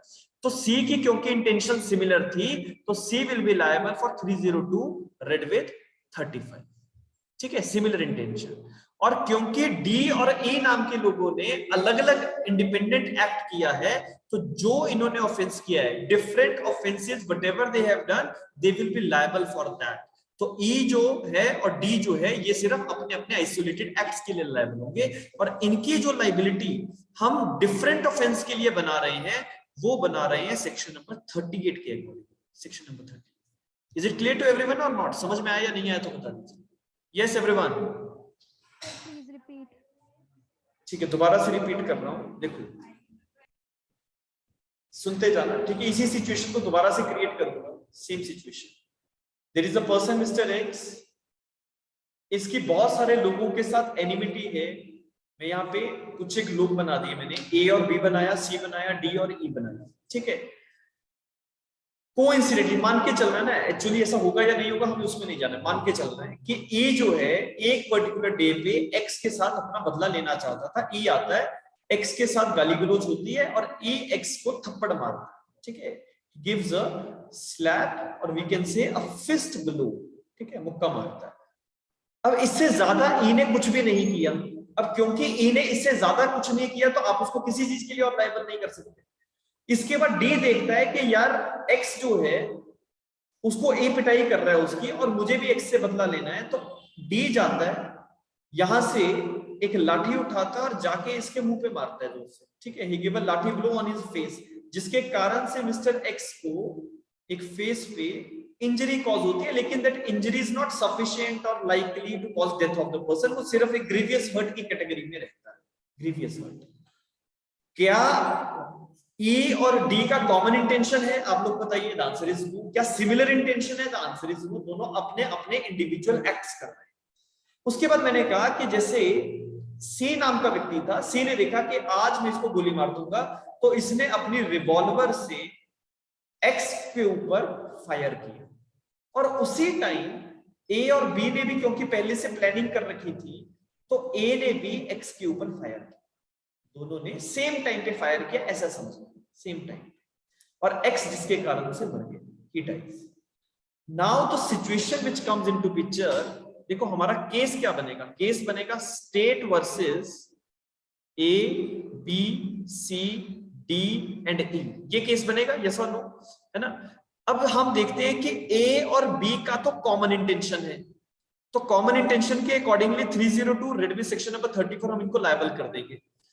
सी नाम के व्यक्ति का कॉमन इंटेंशन किसी के साथ नहीं था, ठीक है, लेकिन सिमिलर इंटेंशन था, सेम इंटेंशन था, ये भी मारना चाहता था, तो इसकी लाइबिलिटी 35 के अकॉर्डिंगली बनेगी। बिकॉज हमें नहीं पता, मैं बार बार कह रहा हूं, हमें नहीं पता कि ए की गोली से वो व्यक्ति मरा है या सी की गोली से मरा है, दोनों ने बुलेट फायर सेम टाइम पे किया।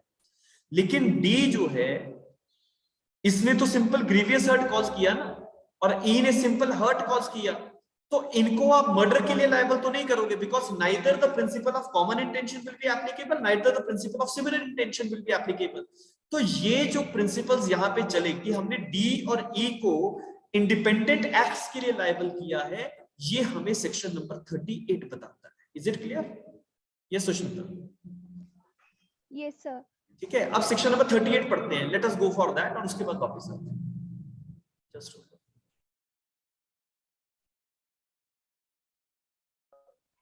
सर एक क्वेश्चन था मेरा। हाँ बोलिए। सर जैसे सेक्शन 34 की बात हम करते हैं, जो हमने मर्डर वाला एग्जांपल दिया ना आपने कि दोनों पर्सन पे 302 लगेगा, सर मेरा हमेशा डाउट रहता है कि जैसे हम पनिशमेंट की बात करेंगे तो दोनों पे फिर सेम पनिशमेंट होगी ना? नहीं देखो, ऐसा है कि जब हम पनिशमेंट की बात करते हैं, ठीक है, मेरे ख्याल से स्क्रीन शेयर नहीं किया था मैंने, वैसे आपको समझा दिया है ना। चलो एनीहाउ, देखो पनिशमेंट्स की जहां तक बात है, हर ऑफेंस का पनिशमेंट का क्राइटेरिया जो है ना, that is to be seen according to the circumstances and according to the act which the person has done. अब जैसे मैं कहता हूं कि A और B दो लोगों ने कॉमन इंटेंशन बनाया किसी को मारने का, A ने एक्चुअल ऑफेंस किया है और B ने एक्टिव पार्टिसिपेशन करी है, तो जरूरी नहीं है कि दोनों को सेम पनिशमेंट मिलेगा, नॉट रिक्वायर्ड, बिकॉज जिस व्यक्ति का जो रोल है, जो सर्कमस्टेंसेस परिस्थितियों के अकॉर्डिंगली जिस तरीके से वो एक्शन ले रहा है, उसके बेसिस पे उसकी लाइबिलिटी डिसाइड होती है. Liability is all together a different fact and issue, बिल्कुल अलग है.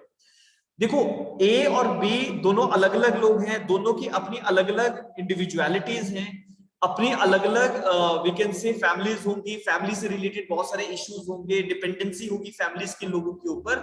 तो जब भी कोर्ट सेंटेंस का ऑर्डर पास करता है, पनिशमेंट ऑर्डर पास करता है, तो कोर्ट बहुत सारे फैक्टर्स को ध्यान में रखता है. तो जो भी व्यक्ति जिसने एक्चुअल ऑफेंस किया होता है उसकी सजा दूसरे व्यक्ति से ज्यादा होती है. ठीक है, तो ऐसा नहीं है कि बिल्कुल बराबर ही पनिशमेंट रहेगा, it is not at all required. Sentence pass करने के लिए कोर्ट को डिफरेंट फैक्टर्स को ध्यान में रखना पड़ेगा.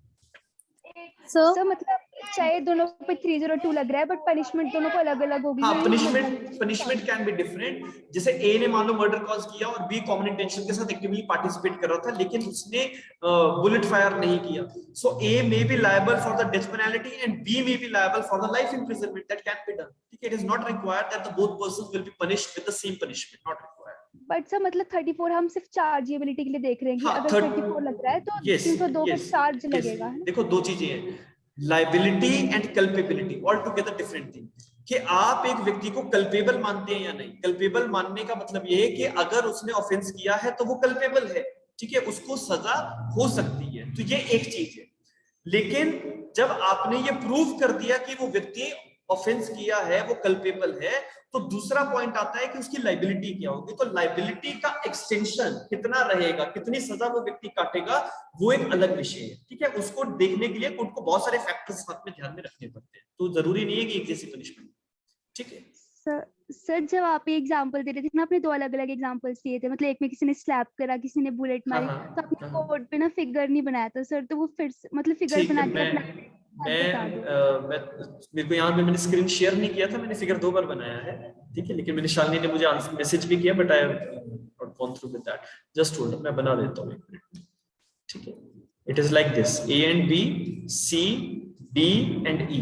ठीक है, मैंने कहा कि ई ने X को जाके थप्पड़ मारा है, तो I am writing over here 323, that is simple hurt. Thereafter D also comes to the spot, he gives a grievous hurt, that is a lathi blow on face. उसके बाद C जो है वो फायर करता है, और A और B क्योंकि दोनों एक साथ हैं तो A भी फायर करता है. ठीक है, अब ये एक साथ ऑफेंस हुआ ना, एक साथ हुआ, X मर गया.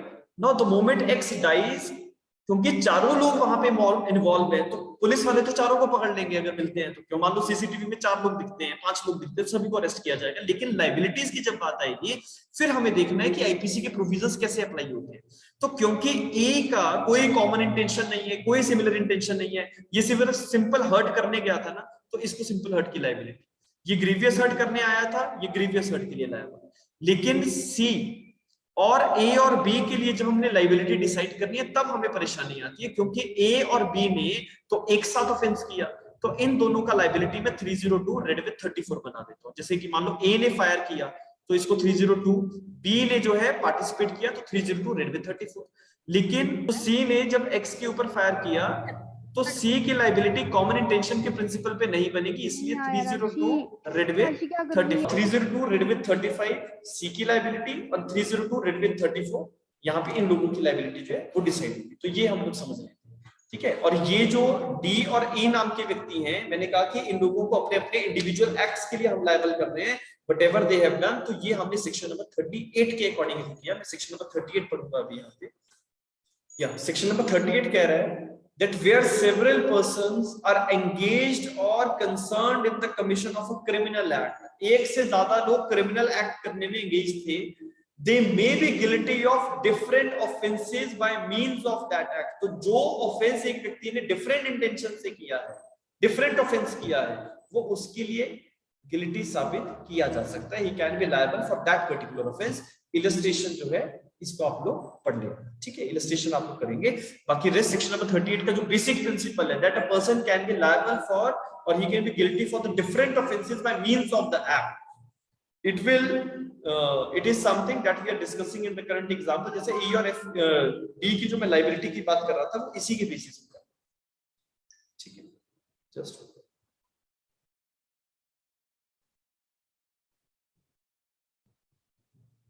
चलिए, so coming to the next point.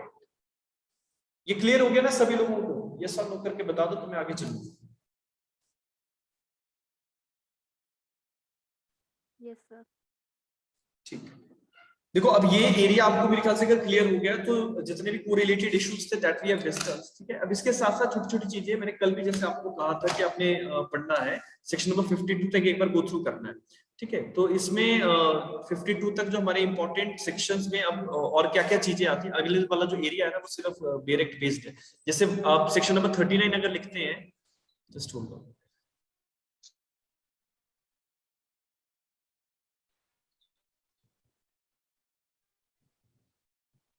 या सेक्शन नंबर 39 अगर हम देखते हैं तो सेक्शन नंबर 39 में वॉलंटरली की डेफिनेशन है और आईपीसी के accordingly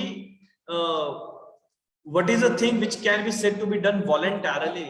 so anything which is done intentionally, anything which is done intentionally और anything which is done with the knowledge, ठीक है, और there is a reason to believe। तो वॉलंटरली की डेफिनेशन में सेक्शन नंबर 39 में तीन चीजें, कब कहा जाता है कि कोई व्यक्ति एक एक्ट वॉलंटरली कर रहा है, when he is doing it with the intention, with the knowledge or with any reason to believe। तो intention is the intention, knowledge means the broader awareness of the circumstances, and reason to believe is defined in section number 26, that is when there is a sufficient reason to believe over something, when there is a sufficient reason to believe over something। अब यहाँ पे जो illustration है, ठीक है, इस illustration में से बहुत बार सवाल उठता है, ठीक है, लेकिन क्योंकि ये छोटा सा सेक्शन है, छोटा सा इलस्ट्रेशन है, तो हम लोग छोड़ देते हैं। लिखा है A sets fire by night to an inhabited house in a large town. अब एक बहुत बड़ा कोई टाउन है मान लो, वहां पे ए ने जो है रात को आग लगा दी for the purpose of facilitating robbery, ठीक है। उसने कहा कि आग लगेगी, आगजनी होगी तो बहुत सारे लोग घरों से भागेंगे और मैं रॉबरी कमिट करूंगा, and thus causes the death of the person। Here A may not have intended to cause death। उसकी जो मंशा थी वो रॉबरी करने की है, वो डेथ कॉज करने की नहीं है। लेकिन आगे बढ़े, and may even be sorry for that death has been caused by his act, yet if he knew that he was likely to cause death, he is said to cause death voluntarily। तो यहाँ पे बेशक उसका intention नहीं है किसी को मारना, लेकिन अगर उसको नॉलेज भी थी तो उस व्यक्ति का एक्ट जो है वो वॉलंटरली माना जाएगा। तो this is the thing which is there in section number 39। तो इसके साथ साथ मैं आपको यहाँ ना शॉर्ट नोट्स सेक्शन नंबर 52 तक जो जो आ रहे हैं वो लिखवाता जाऊंगा, आप लोग लिखते जाएंगे। वॉलंटरली तो हमने कर लिया सेक्शन नंबर 39 के अंदर। सेक्शन 40 आईपीसी का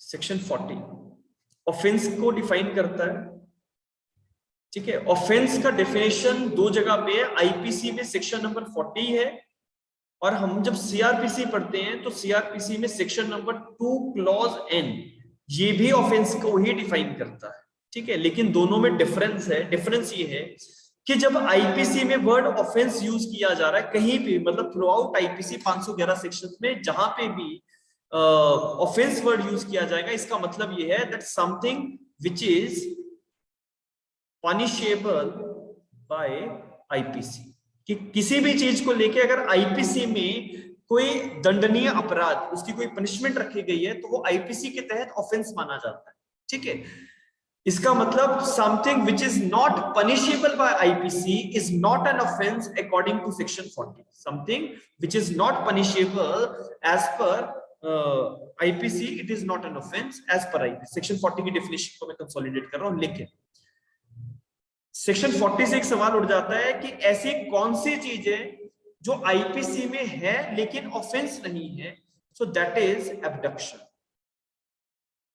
एब्डक्शन पर से is not an offence. Abduction अपने आप में अपराध नहीं है। क्यों नहीं है? क्योंकि सिर्फ एबडक्शन करने के लिए आईपीसी में कोई पनिशमेंट नहीं है। सिर्फ एबडक्शन करना, एक व्यक्ति को दूसरी जगह भेज देना एबडक्शन कहलाया जाता है। और एबडक्शन 362 के अकॉर्डिंगली एबडक्शन करना आईपीसी में डिफाइंड है, लेकिन उसकी पनिशमेंट नहीं है, तो इसलिए हम उसको ऑफेंस नहीं मानते। Abduction is a continuing offence. तो कंटिन्यूइंग ऑफेंस का मतलब कि एबडक्शन के साथ साथ हमें और भी चीजें चाहिए ताकि हम एक व्यक्ति को लायबल करें। जैसे कि एक व्यक्ति ने एबडक्शन किया for the purpose of having illicit intercourse, illicit sexual intercourse करने के लिए, अनलॉफुल मैरिज करने के लिए एटसेट्रा, या कोई ऑफेंस करने के लिए, तब एबडक्शन पनिशेबल होता है। बट मेयर एबडक्शन पर से is not an offence, it is not punishable under IPC. इसका ध्यान रखना। Abduction is a continuing offence, number 1। Abduction is not an offense as per IPC because abduction is not punishable। और IPC के अंदर section number 40 क्या कह रहा है कि जो चीज पनिशेबल होगी वही ऑफेंस है। तो क्योंकि abduction पनिशेबल नहीं है तो abduction ऑफेंस बिल्कुल नहीं है। तो सेक्शन नंबर 40 से ये चीज आपने ध्यान में रखनी है। 41 और 41 में स्पेशल लॉ की बात है और 42 में लोकल लॉ की बात है। अब इन दोनों से ना कुछ एक एमसीक्यूज बनेंगे, तो जब हम एमसीक्यू पे कल आएंगे तो उस पर डिस्कशन हो जाएगा। 43 आपका इलीगल की डेफिनेशन दे रहा है। इलीगल, ठीक है। आईपीसी के अकॉर्डिंगली इलीगल जहां पे भी यूज किया जाएगा उसको 3 तरीके से हम लोग समझते हैं। Illegal mean anything which is an offence. और ऑफेंस क्या है सेक्शन 40 के अंदर, which is punishable by IPC. Anything which is an offence, anything which is prohibited by law. ठीक है, कोई भी चीज अगर किसी कानून से प्रोहिबिटेड की गई है, उसे रोका गया है, उसे रिस्ट्रेन किया गया है, रिस्ट्रिक्ट किया जाता है, अगर चीजों को फॉरबिड किया जाता है, तो आईपीसी के अकॉर्डिंगली वो हम इलीगल की डेफिनेशन में ले जाते हैं। And third one is something which creates a ground for civil action, something which creates a ground for civil action। तो जितने भी लोग ना आप में से, I don't know how many of you are there from the foundation courses या ADA में आप लोग कितने मेरे स्टूडेंट्स रहे हैं ADA कोर्स में, but as far as these things are concerned, देखो हम डायरेक्ट केस स्टडीज तो वैसे जनरली नहीं करते हैं, but because as far as the prelims are concerned, तो हमें क्योंकि डायरेक्ट पे अपनी कमांड को स्ट्रॉन्ग करना जरूरी है, तो इसीलिए इस कोर्स में करवा रहा हूँ आप लोगों को। बिकॉज होता क्या है ना कि हमने 511 सेक्शंस हैं, तो कई लोग तो 511 सेक्शंस ही पढ़ने लग जाते हैं। देखो 511 सेक्शंस में से अप्रोक्सीमेटली 350 सेक्शंस ऐसे हैं जो आपको कहीं ना कहीं रिकलेक्ट करने पड़ेंगे एग्जामिनेशन हॉल में, लेकिन सारे के सारे सेक्शंस आपको करने ऐसा जरूरी नहीं, ठीक है। लेकिन एक आईपीसी के जितने भी चैप्टर्स हैं, सारे चैप्टर्स का एक ओवरव्यू आपको पता होना चाहिए, ताकि अगर आपको ऑफ बिट एरिया से भी कहीं से सवाल आता है तो you are capable to answer that, ठीक है। लेकिन मैंने कहा ना कि जितना भी एरिया हम लोग इन क्लासेस में डिस्कस करेंगे, that is I believe more than sufficient to crack the prelims exam, ठीक है, उसमें से हो जाएगा वो। बट अपार्ट फ्रॉम दैट कि आप उसको कितना रिवीजन कर रहे हैं, और अगर उसमें कुछ एडिशंस होनी है, कोई केस लॉज के या पुराना आपको कहीं से क्वेश्चन पेपर मिलके कोई केस मिल जाता है, तो उसको कैसे करना है, ठीक है, वो ध्यान रखिएगा। Next one is the definition of injury. The next definition is of injury. तो इंजरी जो है आईपीसी में जहां पे भी इंजरी वर्ड यूज किया जाएगा उसके लिए कुछ एक बेसिक इंग्रेडिएंट्स की जरूरत है। Number 1 illegal. अब आपने जैसे अभी इलीगल का डेफिनेशन पढ़ा तो वो पूरा डेफिनेशन अप्लाई होता है। नंबर 2 जो भी हार्म कॉज किया जा रहा है वो इलीगली कॉज किया जा रहा है, ठीक है, और उस हार्म को कॉज करने से हो क्या रहा है, there is a loss to a person's mind, reputation, body और property. There is a loss to और harm to a person's mind, reputation, body और प्रॉपर्टी, ठीक है। तो ये 3 बेसिक एसेंशियल्स हैं इंजरी सेक्शन नंबर 44 के अंदर जो रखी गई है, that any harm which is illegally caused. तो किसी भी व्यक्ति को अगर कोई हार्म कॉज किया जा रहा है जो कि आईपीसी के टर्म्स के अकॉर्डिंगली इलीगल है। इलीगल का मतलब या तो वो कोई एक ऑफेंस है, ऑफेंस मतलब something which is punishable under IPC, या फिर वो कोई जो चीज है that is prohibited by any law, या फिर वो आपको कोई सिविल एक्शन का ग्राउंड क्रिएट करके देती है, ठीक है। ऐसा कोई हार्म कॉज किया जा रहा है व्हिच इज इलीगल, और उससे हुआ क्या, माइंड, बॉडी, रेपुटेशन, प्रॉपर्टी को अगर नुकसान पहुंचाने की कोशिश की जा रही है, इनमें से किसी भी चीज को अगर नुकसान पहुंचाने की कोशिश की जा रही है, हार्म इलीगल माना, सॉरी जो इंजरी है वो मानी जा सकती है। अब मैं यहाँ पे एक छोटा सा एग्जांपल आपको देता हूं। देखो ये एक रोड है, मेरी स्क्रीन से भी लोगों को दिख रही है मेरे ख्याल से। ये एक रोड है, रोड पे एक व्यक्ति जो है ये हेडफोन्स लगा के चला हुआ है, ठीक है, he is moving over here, और यहाँ से एक बस आ रही है। This person is moving in this direction, बस इज ऑल्सो कमिंग। इस व्यक्ति को नहीं पता कि पीछे से बस आ रही है, और यहाँ पे आप खड़े हो, ठीक है, ये आप हो। तो you have saw that the bus may hit this person, तो आप इमीडिएटली गए, आपने इस व्यक्ति को धक्का दिया और ये व्यक्ति जहां जाके गिर गया, ठीक है, और इसको छोटी मोटी चोट भी आ गई। तो जो भी आपने किया, क्या आईपीसी के अकॉर्डिंगली हम उसे इंजरी कहेंगे? यस और नो करके जवाब दे दो। क्या आप उसे इंजरी कहोगे?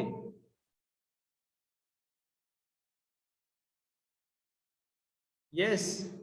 देखो वैसे तो आपने उसको उसकी बॉडी को नुकसान पहुंचाया, लेकिन क्या ये आईपीसी के अंदर इंजरी है? यस एवरीवन, ये आईपीसी के अंदर इंजरी नहीं मानी जाएगी। उसका कारण क्या है? क्योंकि आपने जो कुछ भी किया वो ना तो कोई ऑफेंस है, ना वो चीज प्रोहिबिटेड बाय लॉ है, ना वो चीज दूसरे व्यक्ति को सिविल एक्शन का ग्राउंड देती है, और इसका मतलब आपने जो कुछ भी किया वो इलीगल नहीं था, ठीक है। दोबारा से रिपीट कर रहा हूं, there is a person moving on the road. मान लीजिए आपका कोई दोस्त है, मित्र है, नेबर है, वो रोड पे गुजर रहा है, पीछे से बस आ रही है, आपने देखा कि ये बस जो है इस व्यक्ति को हिट कर सकती है, तो आप उसको बचाने के लिए आप उसको धक्का मारते हैं, वो व्यक्ति रोड क्रॉस करके गिर जाता है और उसको चोट लगती है। तो क्या आपने उसको जो नुकसान पहुंचाया वो आईपीसी के अकॉर्डिंगली इंजरी माना जाएगा? सेक्शन नंबर 44 से कवर होगा?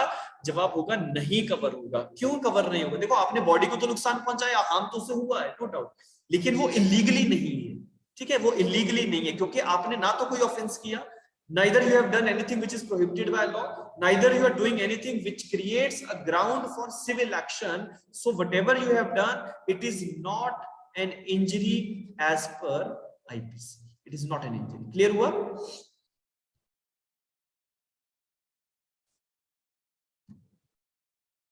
ठीक है, चलिए, so coming to the next area, अब इसमें बस 2-3 चीजें मेरे बताने वाली हैं, ठीक है, just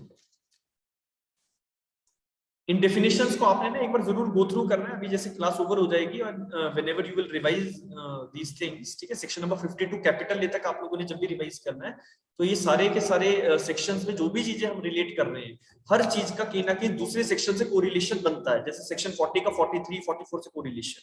अब देखो ये छोटी छोटी सेक्शंस हैं, जैसे कि सेक्शन नंबर 46 के अंदर डेथ क्या है, तो death denotes death of a human being. क्या एनिमल की डेथ यहाँ पे मानी जाएगी? The answer is no. Section number 47 animal की बात करता है, any other living creature other than a human being. इसमें कुछ भी रॉकेट साइंस नहीं लगानी है आपको, ठीक है।